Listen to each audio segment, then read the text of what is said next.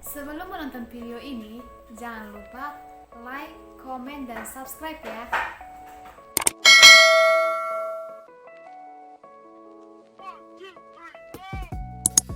Perkenalkan, nama saya Rini Udina Renggolan, MPM 1811013, Prodi Pendidikan Bahasa dan Sastra Indonesia, Universitas HKBP Nomensen Medan.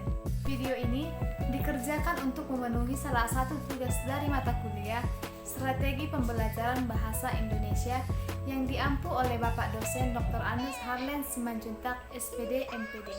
Video ini membahas tentang problem based learning atau pendekatan berbasis masalah. Jangan lupa ditonton ya. Pembelajaran berbasis masalah atau problem based learning. Yang pertama, definisi umum. Pembelajaran berbasis masalah adalah suatu lingkungan belajar di mana permasalahan dapat mengendalikan proses belajar mengajar yang diajukan untuk mempelajari beberapa pengetahuan baru sebelum mereka memecahkan suatu masalah. Konsep dasar pembelajaran berbasis masalah. Konsep dasar yang pertama, guru bertujuan agar murid tidak hanya mengetahui dan hafal materi saja, namun juga mengerti serta memahaminya. Konsep dasar yang kedua, guru menginginkan agar peserta didik mampu memecahkan masalah sendiri serta dapat meningkatkan intelektualnya.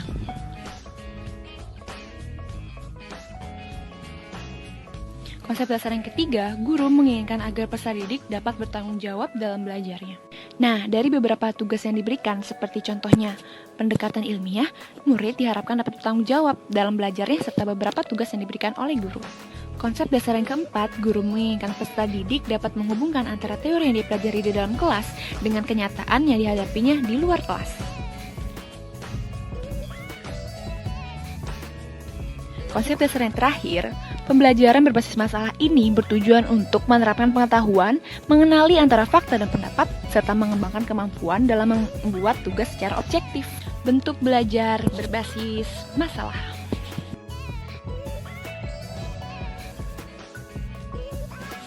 Permasalahan sebagai pemandu. Dikatakan memandu dikarenakan permasalahan menjadi acuan konkret yang harus menjadi perhatian dalam proses pembelajaran, yang akan membangun kerangka berpikir dalam mengerjakan tugas.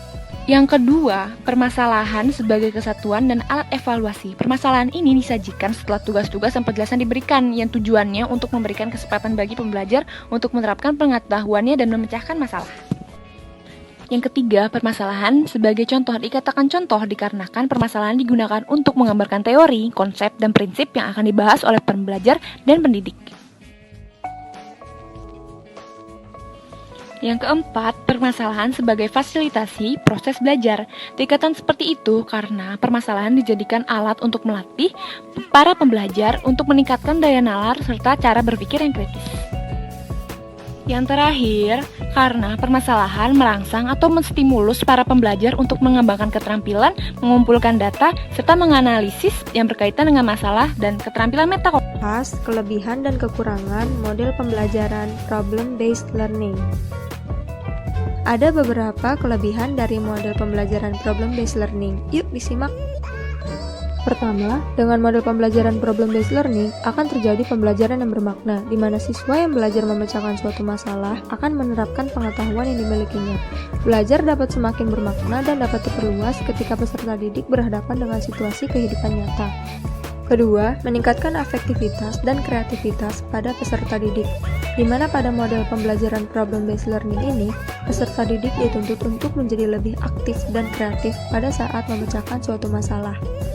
Ketiga, dapat mendorong terciptanya pembelajaran kolaboratif, di mana peserta didik dapat mengolaborasi antara materi pembelajaran dengan kehidupan nyata pada saat memecahkan suatu masalah. Keempat, meningkatkan kemampuan berpikir kritis, sistematis, logis, dan objektif.